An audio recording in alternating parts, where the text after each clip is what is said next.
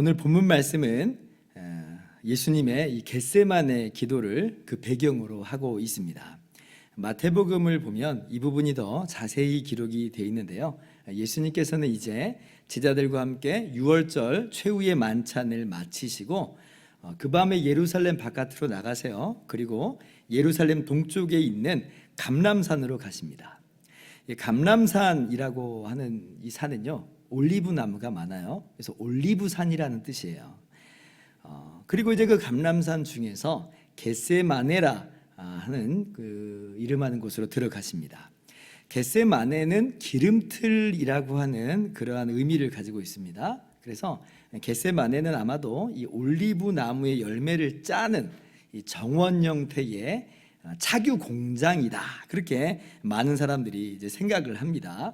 오늘 본문 1절에 그곳에 동산이 있는데 제자들과 함께 들어가시니라 할 때에 이 동산이 바로 이 겟세마네 동산인 것이에요. 자, 그러면 예수님께서 이 밤에 왜 겟세마네로 가셨는가? 오늘 본문 2절 말씀을 보면 그곳은 가끔 예수님께서 제자들과 함께 모이시는 곳이므로 그래요. 종종 가시는 곳이었다는 거예요. 이것을 누가복음에서는 어떻게 표현하냐면 예수님의 습관이었다 말씀합니다. 누가복음 22장 39절 보면 예수께서 나가사 습관을 따라 감람산에 가심에 제자들도 따라갔더니, 예수님께서 이날따라 유독 마음이 침울해지셔가지고 갑작스레 감람산에 겟세마네로 가신 게 아니에요. 아마 그랬다면 제자들이 이렇게 생각했을 거예요. 야 오늘 예수님 왜 그러시냐? 뭔 일 있대? 왜 이 밤에 새삼스럽게 겟세마네로 가겠다는 거야? 아마 이런 생각을 했을 거예요. 그런데 그렇게 생각한 제자들이 아무도 없어요. 어리둥절하는 제자들의 모습이 나타났지 않아요. 왜냐하면 이 모습이 지금 예수님의 습관이었기 때문에 그래요. 아마도 예루살렘에 머무실 때마다 어쩌면 이 겟세마네로 나가셨을 수도 있고, 아니면 최소한 유월절 식사를 마치셨을 때는 반드시 이 겟세마네를 가시는 주님의 습관이 있으셨던 것으로 보여요. 제자들 상황에서는 그래서 이게 지극히 자연스러운 일반적인 모습이었다는 거예요. 자, 그렇게 해서 예수님이 겟세마네로 나아가셔서 하나님 아버지께 기도하십니다. 마치 이제 진액을 짜내듯이 힘쓰고 애써 더욱 간절히 기도하세요. 누가복음 22장 43절을 보면 그래서 예수님이 기도하실 때에 그 땀이 땅에 떨어지는데 핏방울같이 되었다 그래. 핏방울같이 되었다. 얼마나 간절히 기도했으면 이제 그러한 일이 있었을까? 우리가 생각을 한번 해보게 되는 것이죠. 여러분, 올리브 나무의 이 열매의 기름을 짜내는 것이 바로 그러한 모습이라고 그래요. 이스라엘을 갔다 오신 분들이 이제 하시는 말씀이 올리브 열매를 이렇게 기름을 짜내는데 이게 대충 짜내는 게 아니라고 하더라고요. 그야말로 최후의 한 방울을, 최후의 이 진액이라도 다 짜내는 그런 형태로 이 올리브 열매를 짜낸다고 하더라고요. 먼저 올리브 열매를 으깨가지고 압착용 기둥 아래 이제 둡니다. 그 다음에 무거운 줄을 매달아요. 그러면 이제 눌리겠잖아요. 그렇게 해서 기름이 1차로 나와요. 그때 나오는 기름이 제일 최상품의 기름이랍니다. 그래서 그 기름은 성전의 등불을 밝히는 용도로 사용을 합니다. 그리고 나서 더 무겁게 줄을 더 매달아 놓아요. 그러면 또 으깨지면서 2차로 기름이 나와요. 그건 식용으로 쓴다고 그러고, 더 무거운 줄을 또 매달아 가지고 또 더 으깹니다. 그러면 3차로 나오는 기름은 가정용 등불로 쓰고, 그리고 마지막에 한 번 더 무거운 줄을 더 매달아 놓으면 이제 완전히 이제 최후의 한 방울을 쥐어 짜내는 거죠. 그렇게 나오는 기름은 잿물과 섞어 가지고 비누로 사용했다, 이제 그래요. 그야말로 올리브 열매를 막 짓이기는 건데, 어쩌면 예수님의 이 기도의 모습이 바로 그런 모습이었을 거라 하는 거죠. 힘쓰고 애써 더욱 간절히 기도하시더라. 연상이 되십니까? 그러면 예수님께서 어떻게 뭐라고 기도하세요? 마태복음 26장 39절을 보니까 내 아버지여, 만일 할만하시거든 이 잔을 내게서 지나가게 하옵소서. 그러나 나의 원대로 마시옵고 아버지의 원대로 하옵소서. 무려 3번이나 반복해서 같은 말씀으로 기도하세요. 예수님의 고뇌와 고통이 얼마나 힘든, 정말 얼마나 끔찍한 그러한 고뇌요 고통이었는지 우리가 이 주님의 기도를 통해서 어렴풋하게 헤아려 볼 수가 있는 거죠. 이러한 겟세마네의 기도가 오늘 본문의 배경이라는 겁니다. 이 기도의 내용 자체가 기록되어 있지는 않아요. 아마 너무나 잘 알려져 있었기 때문에 요한복음에서 굳이 반복해서 기록하고 있지는 않는 것처럼 보여요. 그러나 우리는 이러한 배경이 오늘 본문 가운데 있음을 마음속에 담아두고 있어야 되는 것입니다. 자, 그런데 이러한 주님의 처절한 기도의 현장에 누가 나타나요? 배반자 가룟 유다가 로마의 군병들을 이끌고, 그리고 이 대제사장과 바리새인들에게서 보낸 아랫사람들, 성전 수비대들이에요. 성전 수비대를 이끌고 찾아옵니다. 이제 이걸 보면 이 겟세마네로 가시는 예수님의 모습이 이게 가룟 유다도 쉽게 예측할 수 있는 그러한 행보였다고 하는 것을 잘 증명해 보여주고 있죠. 가룟 유다도 아는 거예요. 이 시간쯤이면 예수님이 어디 계실 줄을 가룟 유다도 아는 거죠. 예수님은 유월절 식사를 마치면 꼭 겟세마네로 가셨으니 거기로 가면 예수님을 잡을 수 있을 거야 하고 그렇게 생각을 했기 때문에 군병들을 데리고 성전 수비대를 데리고 지금 그 자리에 온 거예요. 가룟 유다 입장에서는 절호의 찬스인 거죠. 깜깜한 밤이에요. 주변에 군중도 아무도 없어요. 걸림돌이 될 만한 게 아무도 없는, 전혀 없는 그런 찬스인 것입니다. 그런데 반대로 한번 생각을 해보세요. 예수님 입장으로 한번 들어가 보세요. 예수님 입장으로. 그럼 예수님의 입장은 어때요? 이미 최후의 만찬석상에서 가룟 유다가 예수님을 팔 거라고 말씀을 하셨어요. 이 모든 것을 아시는 예수님이라는 거예요. 그렇다면 지금 이 밤에 이 시간에 겟세마네로 가신다고 하는 것은 그야말로 나 잡아가시오 그런 모습이 아니겠어요? 물론 이게요, 일부러 미끼를 던지듯이 잡아갈 수 있는 찬스를 주신 것은 아니에요. 왜냐하면 예수님은 그야말로 지극히 습관을 따라 가셨잖아요. 항상 해왔던 대로 하신 것뿐이에요. 그러나 분명한 것은 이 모든 것을 아시는 예수님께서는 전혀 피하지 않으셨다는 거예요. 이것이 가룟 유다에게는, 자신을 체포하러 온 사람들에게는 절호의 찬스가 될 줄 아시면서도 겟세마네로 가시는 주님, 피하시지 않는 주님의 모습. 오늘 이것이 본문에서 발견할 수 있는 예수님의 첫 번째 모습입니다. 예수님은 십자가 앞으로 친히 나아가세요. 이것이 예수님의 모습이에요. 혹시 예수님 이런 생각 안 드셨을까요? 오늘은 겟세마네로 가지 말까? 분명 가룟 유다가 이 시간을 노릴 텐데, 겟세마네로 가면 분명히 맞닥뜨릴 텐데 어떡하지? 여러분, 만약에 그래서 예수님께서 그 밤에 겟세마네로 안 가셨다고 한번 상상을 해보세요. 그러면요, 가룟 유다가 예수님을 팔아 넘기려고 하는 그 시도는 아마 실패로 끝나버렸을 것이에요. 가룟 유다가 겟세마네로 딱 왔는데 이날따라 예수님이 안 계신 거예요. 군병들 다 데리고, 성전 수비들 데리고, 여기 가면 분명히 예수님 있을 거예요 하고 딱 갔는데 예수님이 안 계셔. 그러면 가룟 유다가 예수님을 팔아넘기려고 하는 시도는 무의로 돌아갔을 것이고, 그러면 어떻게 돼요? 예수님께서 십자가에 매달리시는, 이 유월절에 십자가에 매달리시는 일도 없는 일이 돼버리겠죠. 이게 무슨 얘기예요? 지금 체포당하는 이 주도권, 사실은 누구에게 있다라고 하는 거냐면, 가룟 유다가 지금 주도적으로 이 체포조를 이끌고 가는 거지만, 가룟 유다에게 진짜 주도권이 있는 것이 아니고 사실은 예수님께서 주도권을 가지고 계신다는 거예요. 예수님은 이 모든 것을 아시면서도 나아가신 거예요. 어디로? 체포당하는 자리로, 죽음 당하는 자리로. 1절 말씀 다시 한번 같이 읽어봅시다. 시작.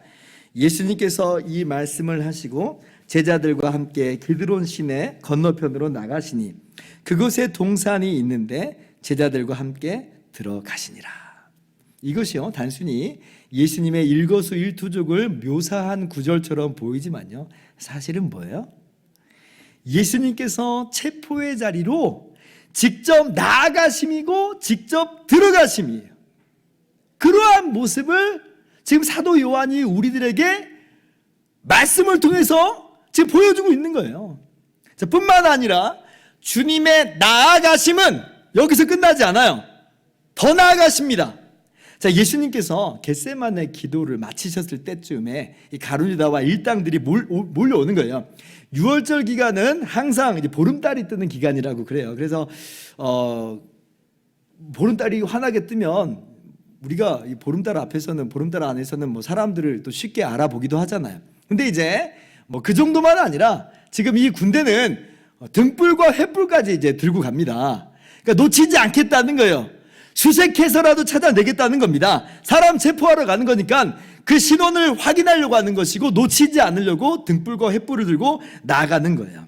자, 그런데 오늘 말씀을 자세히 보면 그렇게 군대가 등불과 횃불을 들고 수색하면서 이잡듯이 예수님을 뒤져가지고 발견해낸 것이 아니고, 오늘 말씀 보니까 오히려 예수님께서 그들 앞으로 나아가시니라 그래요. 나아가시니라.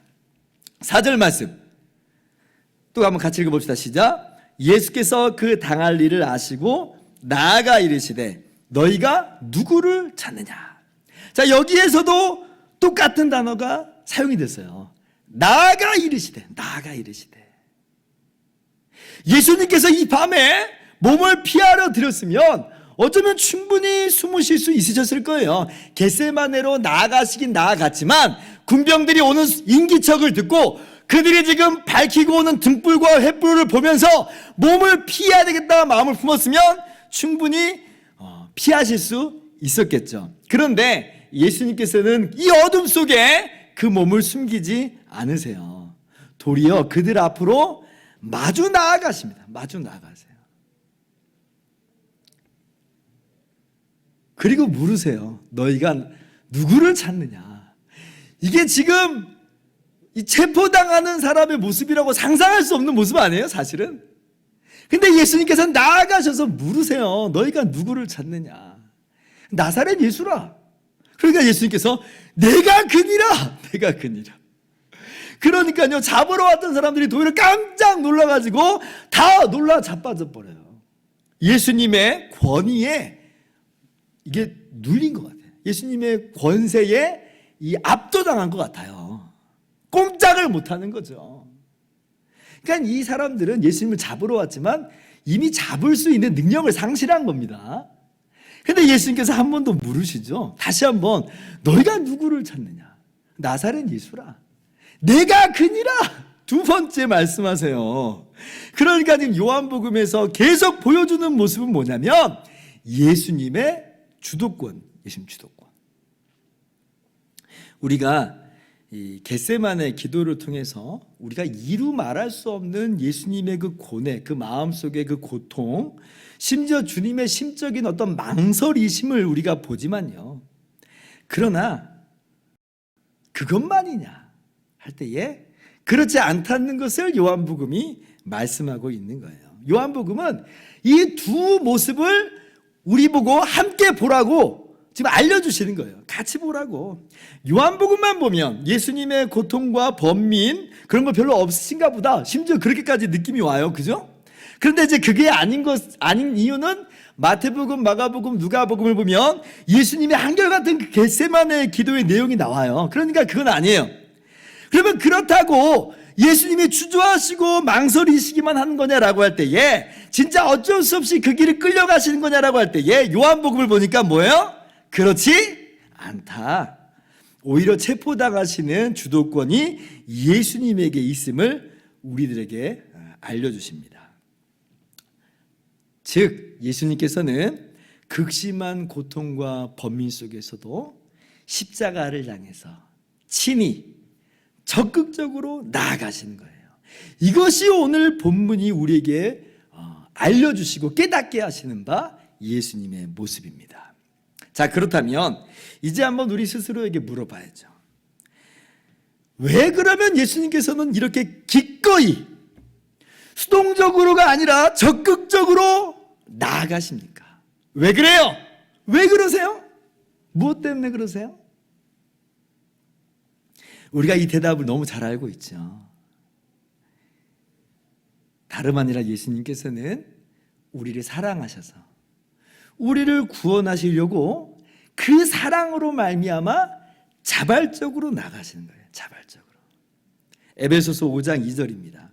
그리스도께서 너희를 사랑하신 것 같이 너희도 사랑 가운데서 행하라. 그는 우리를 위하여 자신을 버리사 향기로운 제물과 희생 제물로 하나님께 드리셨느니라. 예수님이 자신을 버리사 하나님께 드리셨다 그래요. 여기서 버리사 드리셨다가 사실은 한 단어예요. 내어주셨다, 내어드렸다는 거예요. 그럼 주체가 누구예요? 예수님이에요. 예수님 자신이 내어드렸다는 거예요. 왜 그러시는가 라고 할 때에 우리를 사랑하셔서 우리를 위하여 그래서 자신을 내어주신 것이죠. 단순하게 외형적으로는 가룟 유다가 예수님을 군병들에게 내어준 것처럼 보이지만 그게 아니라는 거예요. 궁극적으로는 예수님께서 스스로를 내어주신 것이다. 왜요? 우리를 그렇게나 사랑하신다는 거예요. 그 극심한 번민과 고통 속에서 내어주시는 이유는 우리를 사랑하시기 때문에, 그렇게 우리를 구원하시고자 그러신 거죠. 그 십자가의 사랑 때문에 우리가 거저 죄 용서받은 것이고, 그렇게 우리가 하나님의 자녀와 백성이 된 것이에요. 그 사랑이 오늘 저와 여러분에게 주어진 줄을 믿으시기 바랍니다. 여러분, 우리가 그렇다면 이 주일날 함께 모여서 주님께 감사하고 찬양하며 예배하는 이유가 어디 있어요? 바로 여기에 있는 거예요. 주님의 놀라운 사랑을 받았기 때문에, 주님의 놀라운 사랑을 알았기 때문에, 그 은혜와 사랑으로 말미암아 하나님의 자녀요 백성이 되었기 때문에, 그래서 우리가 감사함으로 하나님께 나와 찬양하며 예배하는 거예요. 그렇지 않으면 우리가 주일날 이 아침에 힘들게 귀찮게 이렇게 주일에 모여서 예배할 필요가 없죠. 다른 사람들은 주일마다 좋은 데 찾아다니면서 여행 다니기도 하고, 어떤 사람들은 주일날 몰린 피로를 다 푸는 그러한 쉼의 시간으로 갖기도 해요. 그런데 왜 우리는 주일마다 이 아침에 모여서 하나님께 나아가 예배해요? 왜 그래요? 주님의 나아가심 때문에, 주님의 나아가심의 은혜를 받았기 때문에 우리도 그 은혜를 힘입어서 하나님께 나아가는 거예요. 그러므로 사랑하는 성도 여러분, 주님께 나아가기를 주저하지 말기를 바랍니다. 상황과 형편이 어떻게 전개되든지 간에 망설이지도 말고 타협하지도 말고, 주님께서 나아가신 것처럼 우리도 나아가는 겁니다. 하나님의 그 사랑을 힘입어서, 우리 주님의 사랑을 힘입어서 하나님의 보좌 앞으로 나아가기를 힘쓰고, 그렇게 하나님을 예배하는 삶을 살아가시는 저와 여러분 되기를 주님의 이름으로 축원합니다. 둘째로 오늘 본문에서 보여주시는 예수님의 모습은 끝까지 제자들을 보호하시는 자비로우신 주님의 모습입니다. 8절 말씀 같이 한번 읽어볼까요? 시작. 예수께서 대답하시되 내가 그니라 하였으니 나를 찾거든 이 사람들이 가는 것을 용납하라 하시니. 자, 잡히시는 순간에서도 예수님은 지금 누구를 염두에 두고 계시냐면 제자들을 염두에 두고 계세요. 예수님이야 우리를 구원하시고자 기꺼이 이 십자가로 자신을 내어주고 있지만, 이렇게 십자가로 나아가고 계시지만, 그러나 이것이 이 미약한 제자들에게는요, 함께 예수님하고 잡혔다가는 이게 정말 치명적인 시험이 될 수 있겠잖아요. 그러니까 예수님께서 이 사람들은 가게 하라 말씀입니다. 이 사람들은 가게 하라. 여러분, 우리가 당장에 이 다음에 어떤 사건이 전개되는지를 너무나 잘 알고 있죠. 잡혀가는 건 아니고 베드로가 몰래 예수님의 뒤를 따라가잖아요. 체포당하여 끌려가신 예수님의 뒤를 따라갑니다. 그래서 대제사장의 뜰까지 들어가는데, 근데 그만 대제사장의 그 집을 지키는 문지기 여종에게 정체를 들켜버립니다. 당신도 이 사람의 제자가 아니냐? 그러니까 베드로가 어떻게 해요? 자신은 아니라고 부인을 하죠. 3번이나 모른다고 저주하면서 부인을 합니다. 여러분, 지금 베드로가 신문 받아서 고문 받아가지고 어쩔 수 없이 모른다고 부인하는 게 아니고, 그냥 이 여종이 그냥 단순하게 물어보는, 통과 의례로 지금 물어보는 그런 말일 수도 있는데, 베드로가 그냥 혼비백산해가지고 넘어지고 마는 거예요. 그런데 만약에 예수님처럼 예수님과 함께 끌려가가지고 신문당하고 고문당하고 그런다고 한번 생각을 해보세요. 그럼 어떻게 되겠어요? 100% 변절하는 거예요. 100% 변절하는 거예요. 세상에요, 그렇게 수많은 이 신념의 사람들이 있지만 그 고문과 신문 앞에서는 정말 장사가 없어요. 그걸 견디는 정말 영웅들도 있지만 수많은 사람들은 그 신문과 고문에 넘어져 버립니다. 자, 그런데 제자들이요, 그 고문과 신문을 감당한다고요? 아니요, 그럴 실력이 안 돼요. 그래서 예수님은 바로 이 시간에 그렇게 연약한 제자들의 안위를 돌보시는 거예요. 이 사람들은 가게 하라. 한 명도 실족하여 넘어지는 일이 없도록 주님께서 배려하시는 거예요. 여러분, 이 말씀은요, 오직 요한복음에만 기록이 되어 있습니다. 마태복음이나 마가복음을 보면 제자들이 다 예수를 버리고 도망하니라 그렇게 기록이 되어 있어요. 그리고 도망을 갔는데 한 명도 붙잡히지 않고 다 성공적으로 도망을 갑니다.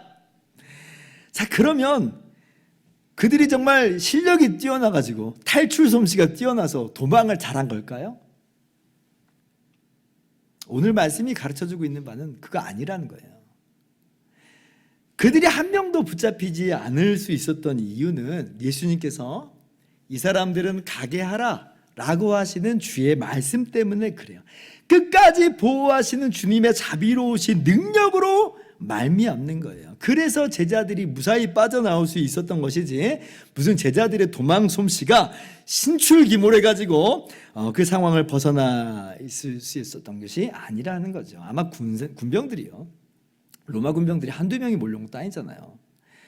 맘만 먹었으면 제자들 다 수색해가지고 색출할 수 있었을 것이고, 최소한 한두 명은 그냥 잡아갈 수 있었을 겁니다. 그런데 단 한 명도 잡아갈 수가 없어요. 왜냐하면 예수님의 말씀을 거역할 수가 없거든요. 내가 그니라라고 하는 그 말씀에도 다 놀라서 자빠져 버렸는데, 이 사람들로 가게 하라 하시는 그 말씀조차도 이 군병들은 거역할 수가 없었던 것이죠. 그래서 그 많은 군병들이 몰려왔음에도 불구하고 제자들이 안전하게 지켜지는 거예요. 여러분, 제가 지금 이 도망치는 제자들을 두둔하고자 말씀드리는 거 아닙니다. 그들은 분명히 두려움 속에서 도망갔어요.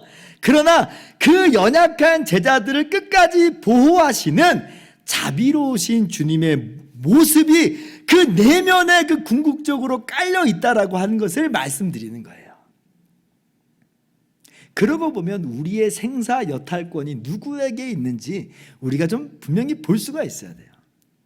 우리의 생사 여탈권이 마치 우리를 삼키러 오는 세상의 힘의 크기에 달려 있는가? 그런 것 아니라는 거예요. 우리는 때로 이 세상의 힘과 세력에 압도되기도 하지만, 그러나 기억해야 됩니다. 그것이 우리의 목숨줄을 쥐고 있지 않아요. 우리의 생사 여탈권을 지고 있는 것은 아니라고 하는 겁니다. 주님께서 가게 하라 하시는 이 말씀 한마디면요, 이 겟세마네에서의 일촉일발의 이 상황 속에서도 안전하게 지켜집니다. 이게 지금 제자들의 솜씨가 탁월해서가 아니라 그랬어요. 마찬가지예요.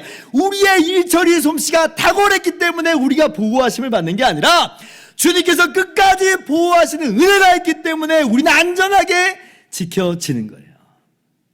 여러분, 믿으시기 바랍니다. 이러한 은혜가 우리 가운데 동일하게 주어져 있어요. 문제는 이거죠. 목사님, 그러면 우리들에게도 예수님께서 동일하게 가게 하라 말씀해 주시는 걸까요?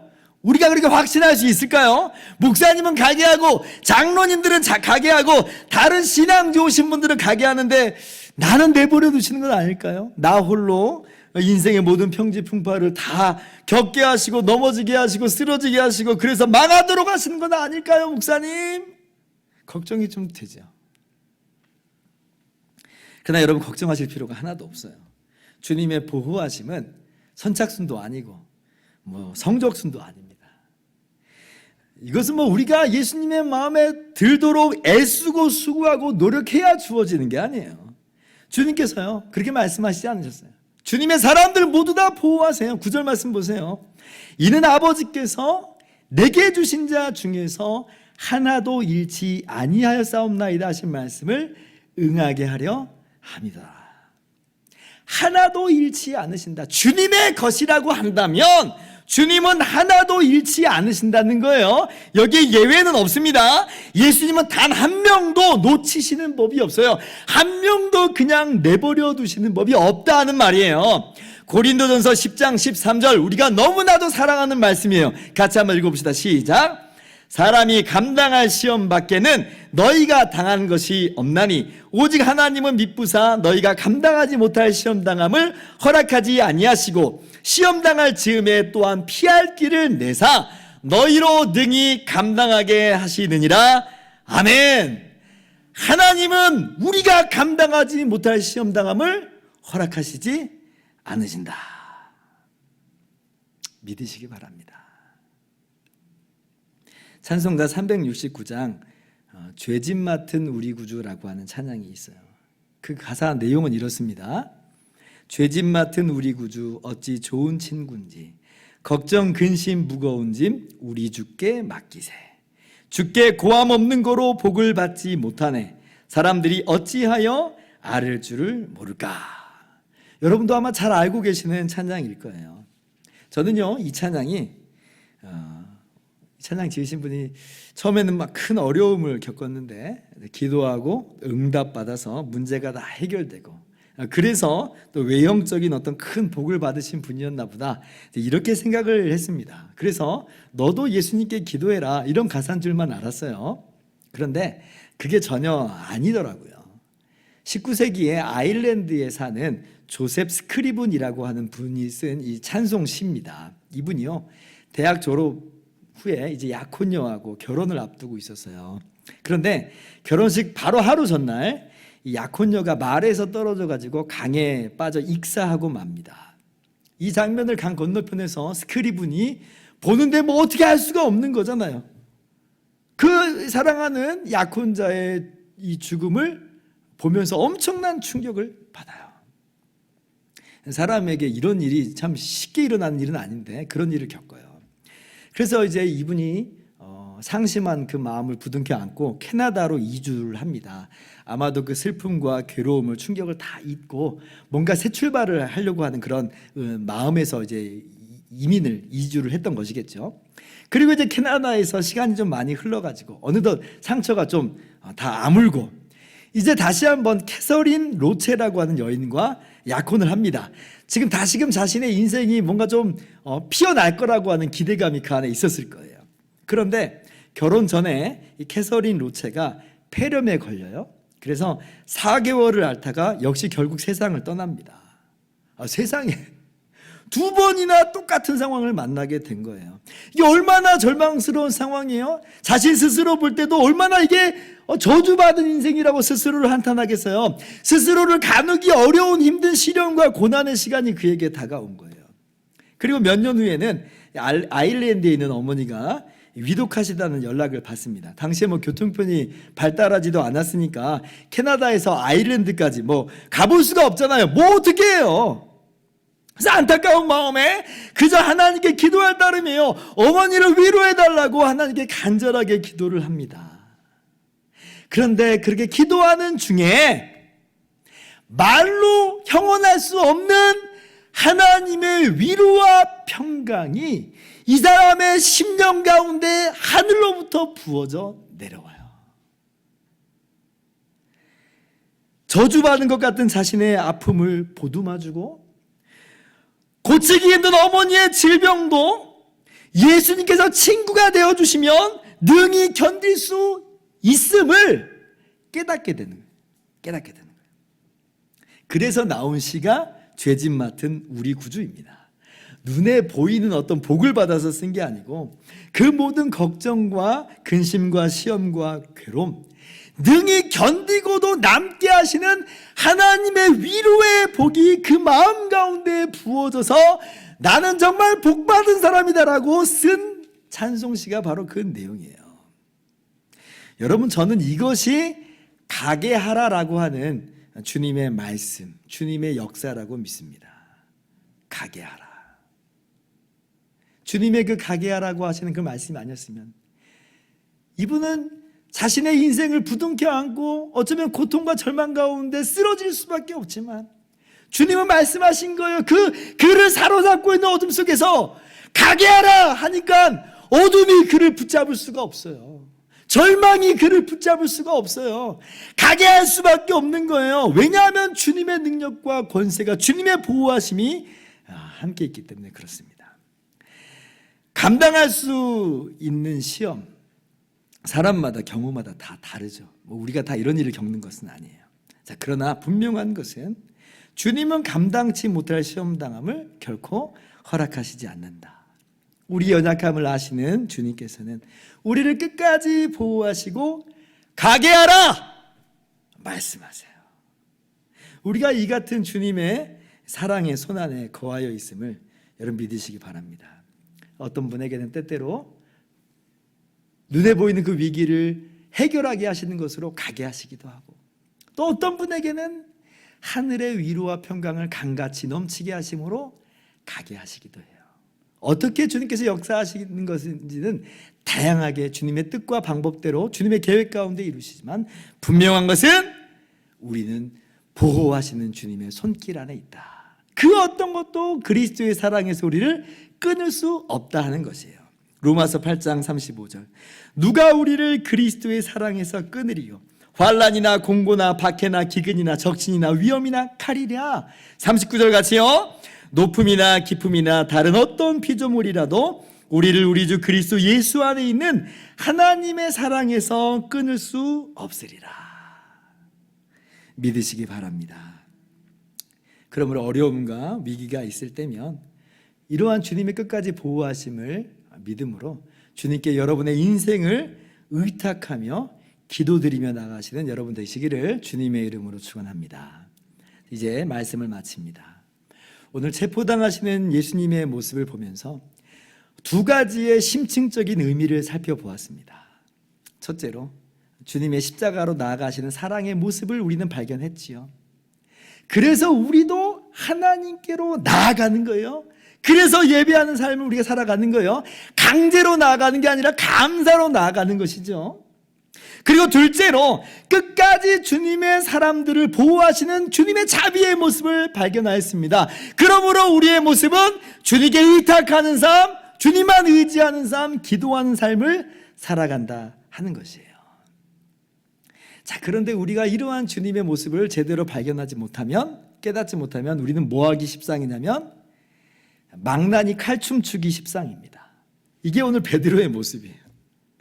베드로는요, 예수님의 이러한 참 모습을 보지를 못했어요. 볼 수 있는 눈이 없는 거예요. 그래서 뭐 하냐면 말고의 귀를 뱁니다. 대제사장의 종이에요. 말고의 귀를 베어버려요. 귀를 뱉다는 건 사실 죽이려고 달려든 거죠. 머리를 노렸으니까 귀라도 벤 거지 대충 허우적거리면서 칼을 휘두르는 것은 아니라 하는 거예요. 근데 베드로가 원래 칼잡이가 아니니까 어설프니까 혹은 말고가 용케 잘 피해가지고 목이 날아간 게 아니고 귀만 벤 거예요. 귀만. 그런데 왜 베드로가 이렇게 칼을 휘둘렀을까? 예수님의 진정한 모습을 못 본 거죠.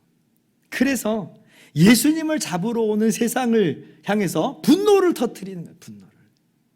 혹은 자신의 목숨도 위태함을 느끼고 두려움 가운데 칼춤을 추는 거예요.